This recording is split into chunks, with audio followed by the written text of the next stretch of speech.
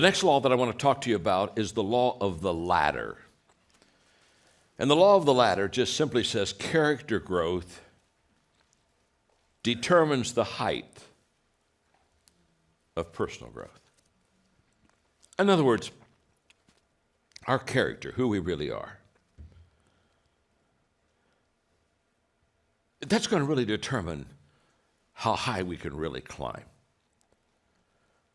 I can still remember back in 2002, in fact, Time magazine called 2002 the summer of distrust. If you'll think back with me for a moment, that's when all the big companies were just doing bad things. Remember the Enron situation, and people were being abused and misused, and funds were being misused. In fact, there was a poll at the end of that summer of distrust of which they asked the American people, do you trust the CEOs to make good moral decisions? And only 3% of America said yes. The summer of distress. And so late that summer, Time Warner, that was my publisher at the time, called me up to New York, and I sat down with the head of publishing. We had dinner together, and he said, John, he said, all the things that are happening with all the companies and how they're violating people, he said, somebody's got to write about it. And he said, I've been looking and thinking about who I'd have write, and I looked through my stable of writers, and he said, I want you to write a book on business ethics. I looked at Larry, and I said, wow. I said, I can't do that. Well, he said, why not? He said, you know what's happening? Well, I said, of course I know what's happening. He said, someone needs to write a book on business ethics. And he said, it should be you. You need to write a book on business ethics. I said, I can't do it. Well, he said, I've picked you. I've looked at the whole stable of authors. You're the guy I think that, what do you mean you can't write a book on business? Why can't you write a book on business ethics? I said, it's very simple. There's no such thing as business ethics. There's just ethics. You either got them or you don't. This is not complicated. My name's John. I'm your friend. And I'll never forget, I said, I need about a month, because how can you help people with something like character and trust, especially if they have no foundation, if nothing's right or nothing's wrong, then I mean, where do you go with this, and how can you do it? And so I got together with my team, and we batted it around. In fact, I'll never forget, we were in Nashville, Tennessee, and in the afternoon in a hotel room, and all of a sudden we realized we could build a book on the golden rule. Treat others as you want to be treated. Because the golden rule is in every religion, it's in every culture. We did research on it, and so we wrote a book. And by the way, after I told him there's no such thing as business ethics, as soon as I explained that to him and the success ethics, he looked back and said, that's the title. There's no such thing as business ethics. And that's what we took off with. And now I think it's Ethics 101. They've changed the title. But the point very well being, you've got to be bigger on the inside than you're on the outside. And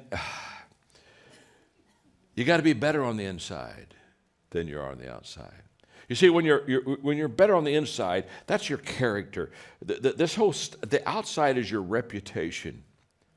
And in success, you've got to be competent and you've got to have character. And if you forfeit either one, if you've got great character but you don't have any competence, you're not going to be successful. And if you've got competence, you don't have any character, you're not going to be successful.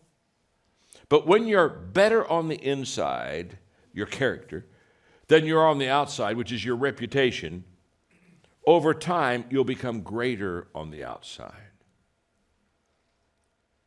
But the flip is also true. If you're better on the outside, which is your reputation, than you are on the inside, over time, your outside will crumble. That's a fact. So let me give you 2 or 3 insights, and then I really want to talk to you about character, because I've got some stuff that I've just been learning and growing in my own life that hopefully will help you. But just let me give you 2 or 3 insights on the inside. And number one is that the inside always influences the outside. Let's just start there. And there's a proverb that says, as we think in our heart, so we become. The inside influences and affects the outside. So what happens when we fail to work on our character? People are always asking me what I'm reading. I'm reading a book right now that it's just really making I'm reading it very slow. Because it's making a pretty big impact on me. And it's a book by David Brooks. If you ever watch Sunday morning political talk shows, you'll see him a lot on those. But the book, name of the book is The Road to Character. And I have with me something I'm going to read to you now. I just pulled this out of the book the other day, and it just was so good. The question is, what happens when we fail to work on our character? And here's what, just listen, these aren't my words. These are the words of David Brooks. Years pass, and the deepest parts of yourself go unexplored and unstructured. You're busy, but you have a vague anxiety that your life has not achieved its ultimate meaning or significance. You live with an unconscious boredom, not really loving, not really attached to the moral purposes that give life its worth. Listen to this. You lack the internal criteria to make unshakable commitments. You never develop inner constancy, the integrity that can withstand popular disapproval or a serious blow. You find yourself doing things that other people approve of, whether these are the things that are right or not for you. You foolishly judge others by their abilities, not by their worth. And you do not have a strategy to build character. And without that, not only your inner life, but also your external life will eventually fall to pieces. I believe that with all my heart. When we decided to teach transformation in nations, we didn't start by transforming the nation. We started with a very simple theme. Transformation begins in me. We're not starting with anyone else. We're starting with me. Transformation begins in me. A few weeks ago, I was in Guatemala. Amazing stories in that country. We're working with transformation now. And I had some time with the Attorney General. The Attorney General is becoming well known in the world right now because she stood up to corruption in that country. In fact, if you watch the news over about 8 months ago, every Saturday 100,000 people plus would come to the main square in Guatemala and quietly protest the government because it was corrupt. And did it orderly, would give water to the policemen. After the protest was over, they'd spend an hour cleaning everything up so that it was better off probably when they left it than when they came. But it was the first Latin America country that basically from the grassroots overturned the government. And the story behind that, of course, most of those protesters were people that had gone through our leadership roundtable's values. Most of them had done that, but here's the story as we went to the Attorney General and spent time with her. She said, John, she said, I started taking and reading and participating in roundtables on leadership values. She said, I'm here to tell you, as I kept seeing these values that I needed to have in my life, she said, I was the Attorney General, and she said, by the end of the year, I realized I had to go now and prosecute many leaders in government. So she started with the president, vice president. She said, I have now put over 300 leaders in prison. Her life is in major danger. And I looked at her and I asked her, I said, this has to take a lot of courage. What's been the most difficult part? And I'll never forget, she said, half the people I put in prison were my friends. She said, one person I put in prison for 17 years, we ate together as families every week. Now, what happened to her? What happened to her is as she began to understand values and character, she began to get bigger on the inside. And the inside got so big, it began to affect the outside. And I'm just here to tell you, that's the way it works. The inside influences the outside. And the second insight that I want to give you is that our inside development is totally within our control. The stuff that I'm talking about now, character, this is not something out of my control that somebody else inflicts upon me. It's something that I can control myself. Speaking of Guatemala, just really quickly, last year I was in Helsinki, Finland, speaking to 10,000 people, the largest leadership conference in Europe. And while I was there, much to my delight, they had what they call the land philharmonic from Guatemala. And they performed to these 10,000 people, and they have all homemade instruments. And the bottom line is these are all poor kids who live near the big city dump in Guatemala City. And in that process of living near to it, they've taken the junk from the dump and they've made their instruments. And now they're phenomenal musicians, and they've learned music, and they go literally around the world playing, and it's all from the junk of the stuff that was put in the dump. And I love it. Their expression, or their brand is the fact that they say this: the world gives us garbage, and we give the world back music. And I'm telling you, I've fallen in love with these kids. And when we go to Guatemala, sometimes I'll take my coaches down and I'll bring them in and have them play for them. And it's incredible. This is character. The world gives you garbage, but you give the world back music. You see, I cannot determine what happens to me, but I always can determine what happens in me. That's the inside, the character. And inside victories should precede outside victories. Wow. The inside victories go before the outside victories. And if your character and my character, if it is not strengthening, then your future is weakening. So, the teaching I'm about to do for the next 15 minutes is really important. I'm teaching out of my life now, okay? Because when you talk about character, it can be unattainable. I've heard people talk about character, and when I got done hearing them, I thought, I'm never going to get there. It's a little high. It's just I don't think I can get there. And so I would like to talk to you about 3 signs of what I call character strengthening. How do I know that I'm strengthening my character? How do I know I'm going the right way and becoming stronger and better on the inside? How do I know that? And there are 3 really simple but definite signals that kind of let us know if we're doing what I call character strengthening. Think of it as working out and going to the gym, and every day. There are 3 things, and let me give them to you. Number 1 is humility. When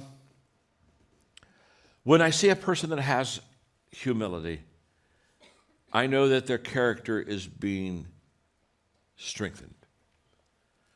Now, you know my background is I was a pastor for 25 years, so you'll have to understand when I started off, I've always been very confident. I've always been pretty competent, to be honest with you.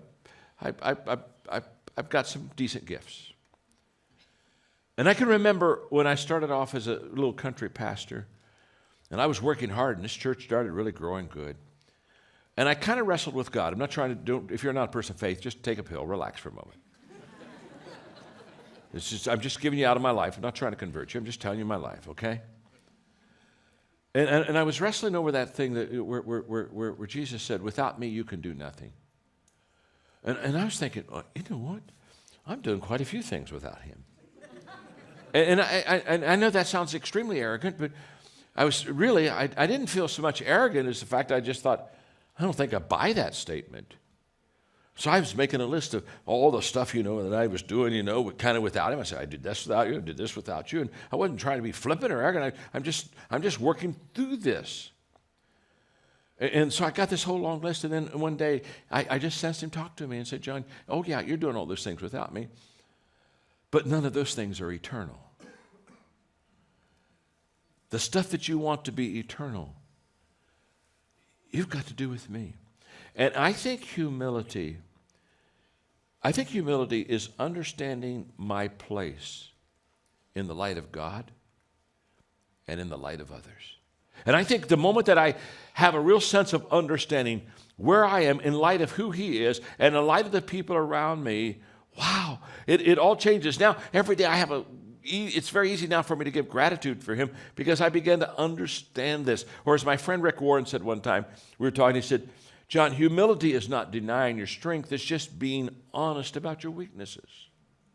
And I thought, how good that is. It's not denying that you have gifts. If you got gifts, you got gifts. In fact, don't deny them. God gave them to you. Be proud of them. Work them. Develop them. But it's so you don't deny the things that you do well, but the whole process is that you're just kind of honest about your weaknesses. My assistant, Linda Eggers, is with me today, and Linda's been with us she's been working with me as an assistant for 30 years, okay? So she's been with me a long time. And so I remember a few years ago, I was writing one of my books. I can't remember which one it was, but I was writing a book, and I was writing a chapter on admitting your weaknesses or understanding your weaknesses. And it was kind of a humility thing of being in touch with your weaknesses. So I called Linda on the phone, and I said, Linda, I'm writing this thing on weaknesses, and I'm writing some of them down, but you've been with me for a long time.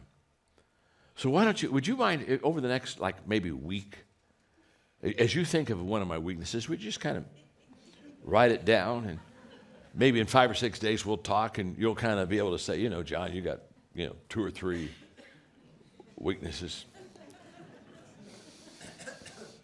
I see the train a-coming. And I'll never forget. She said, I can do that now. and I said, what do you mean now? Well, she said, you don't have to wait a week. Here, she got some paper. She said, write them down. I'll give you. Let me give you a list. I said, wait, hold it.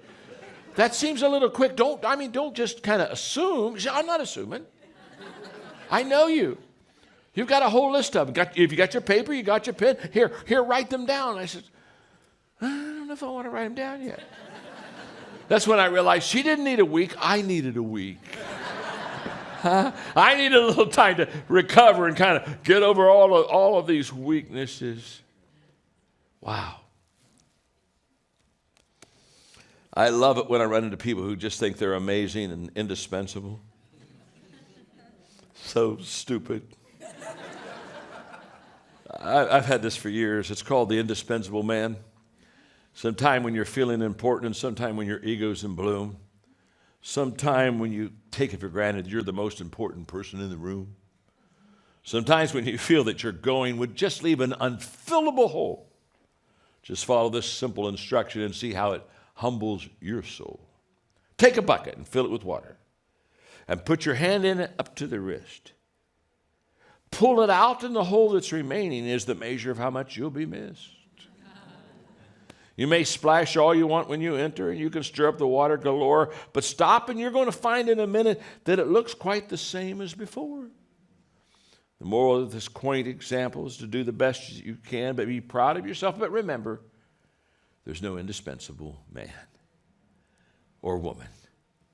There's just none of us that are indispensable. And I would just say to you, if you think you're really important, trust me on this.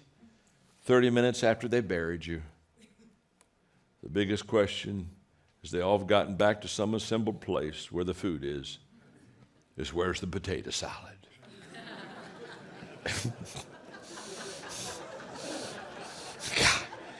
30 minutes after I'm dead, potato salad's at the top of their minds and their agenda. Humility is just when you see a person really growing in their humility, you can say, okay, their character is strengthening. The second area is authenticity. Authenticity is a genuineness about people. It's being comfortable in your own skin. I can still remember, again, in my 20s, going through this whole process of what I would call my journey to authenticity, trying to get there. And remember, when we're talking about humility, authenticity, I'll give you the third in a moment. We're working on this. We've never arrived. Are you with me? We've never arrived. If somebody comes around like as if they have arrived, they have other issues that are way beyond their problem, okay? But I can remember when I sat down, and as a pastor, I wrestled with belief. And I made a decision that I would only teach what I believed. That if I didn't believe it, I wouldn't teach it. And as a young leader, I skipped a lot of scripture. Just being honest with you. There were just some things I wasn't ready for. But I said, I've got to believe it. And I'll tell you what that did. That gave me passion. Because every time I taught, I was teaching out of my belief. Wasn't teaching out of my knowledge. Wasn't teaching out of what I heard. I was teaching out of what I believed. And I also, on this journey of authenticity, I said, I'm not only going to teach what I believe, I'm only going to teach what I experience. I'm not going to teach things that I haven't really discovered on my own. It's not that the fact that it's not true, or it's not the fact that it's not helpful, but I just said, I've got to experience it. And when the moment I did that, that began to give me amazing confidence in my communication. And then I went another step in that journey, and I said, I'm only going to teach what I live. If I don't live it, I'm not going to teach it.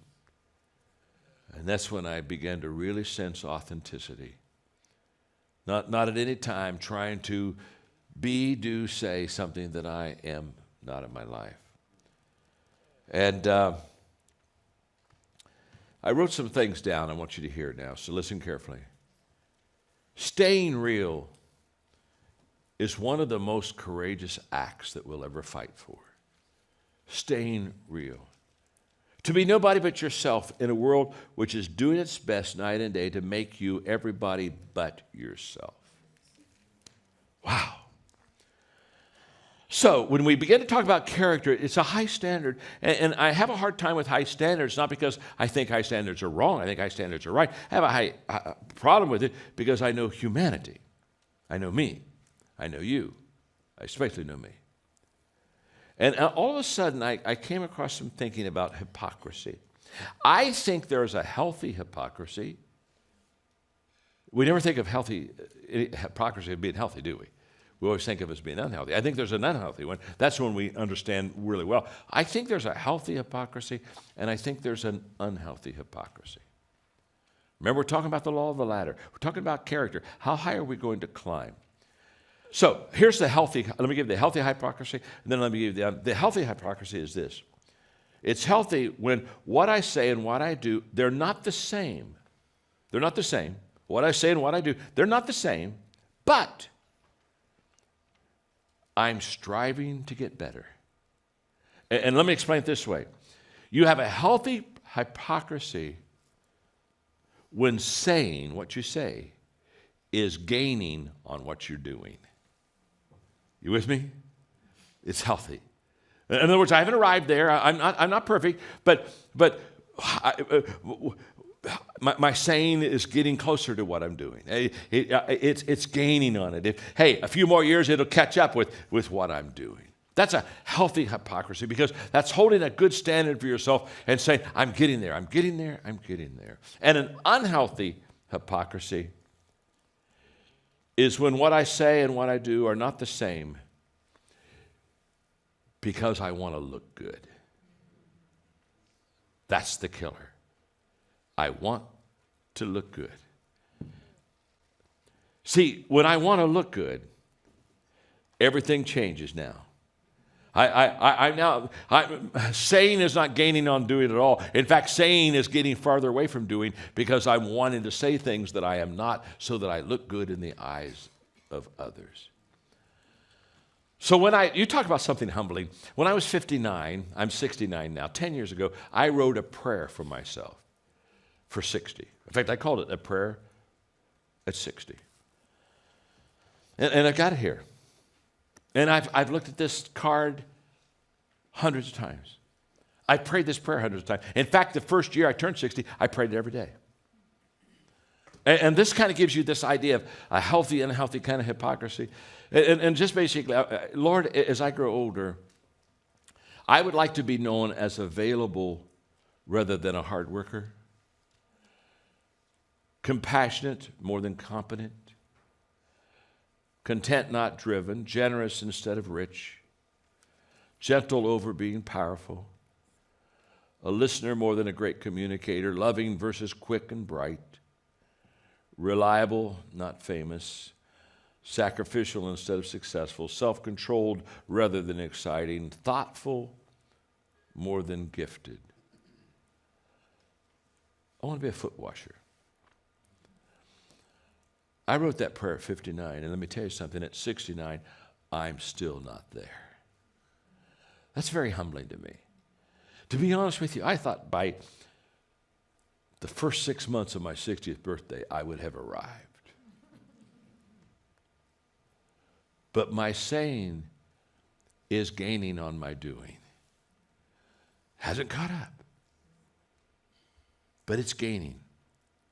It's getting there. You see, the tension of the two natures. There's the character nature, and there's the career nature. And it creates a tremendous tension for us because in the career nature, rightfully so, we have to emphasize and work on our strengths. And that's the right thing to do. We got to work on our strengths because that's how we get better in our career. There's nothing wrong with that. But the tension is I'm over there working on my strengths in career. And do you know how you improve your character? You work on your weaknesses. And I found a long time ago, it's a lot more fun to work on my strengths. Are you with me? Does this make sense to you? It's a lot more fun to work on my strengths than it is for me to work on my weaknesses. And character, if I'm going to strengthen my character, it constantly forces me to work on my weaknesses. And my word of advice to anybody that is in this process is, if you're really wanting to strengthen your character, for many, many years, I had an accountability partner. And my accountability partner had 5 questions to ask me. And when we get together, they'd ask me these 5 questions. I'm not going to give you those 5 right now. You don't give it all in one session. It's called anticipation. But I will give you the 5th question, because it was always the last one. He'd ask me the 4 questions, and I'd give him answers. And the 5th question, this is me. I love this one. The 5th question was, have you lied to me about the previous 4? And there were times when I'd stop and I'd say, yeah, I did. Yeah. Let's go back to number 2. I lied. I lied. So our road to humility, our road to authenticity, and one more word that I think shows that we're really strengthening our character, and this is so true, is self-respect. Self-respect,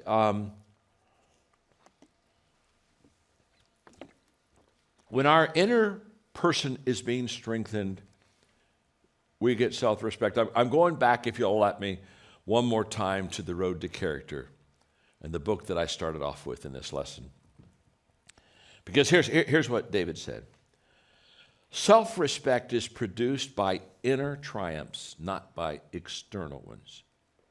It can only be learned by a person who has endured some internal temptation, who has confronted their own weaknesses, and who knows, well, if it comes to the worst, I can endure that, I can overcome that. Self-respect is not the same as self-confidence or self-esteem. Self-respect is not based on IQ or any mental or physical gifts that help us have a competitive advantage. It's not comparative.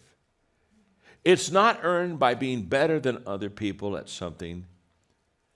It is earned by being better than you used to be. By being dependable in times of testing, straight in times of temptation. It emerges in one who is morally dependable. Wow. And here's the challenge we all have. You can't dream your way to character. You can't do that. You have to forge your way. You have to take a hammer and you forge your way to character. You see, the law of the ladder is not called the law of the escalator. It's not called the law of the elevator. Why? Because the law of the ladder, you got to climb it one rung at a time, and it's a slow process. And it's never easy. But it's worth the time and the effort. And that's the law of the ladder.